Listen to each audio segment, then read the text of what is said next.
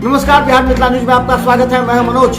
हम बता दें कि मधुबनी में दूसरे चरण का मतदान प्रारंभ हो गया है। देर शाम तक करीब 100 से भी ज्यादा प्रत्याशियों का भाग्य का फैसला होगा और इसी को लेकर के आज सुबह से ही विभिन्न बूथों पर तैयारी तेज देखी जा रही थी।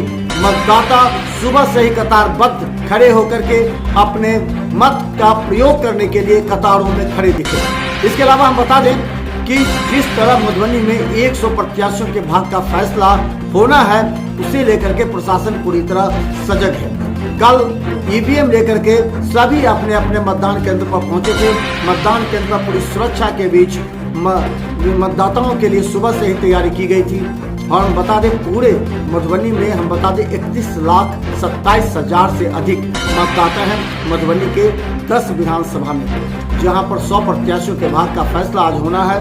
वहीं हम बता दें कि आपको जैसा कि डीएम आनंद शर्मा ने कहा कि 3882 बूथ पूरे मधुबनी में हैं और 19,000 से ज्यादा पुलिसकर्मी सुरक्षा बलों को हर बूथ पर तैनात किया गया है और खुद उसकी मॉनिटरिंग सभी अधिकारी कर रहे हैं, कंट्रोल रूम से किए जा रहे हैं। तो देखिए किस तरह इस पूरे तैयारी की देर शाम जब ईवीएम लेकर के सभी बूथों पर पहुंचे और सुबह से बूथ पर वहां तैयारी हो रही है और वोटिंग प्रक्रिया। हम हर अपडेट आपको दिखाते रहेंगे।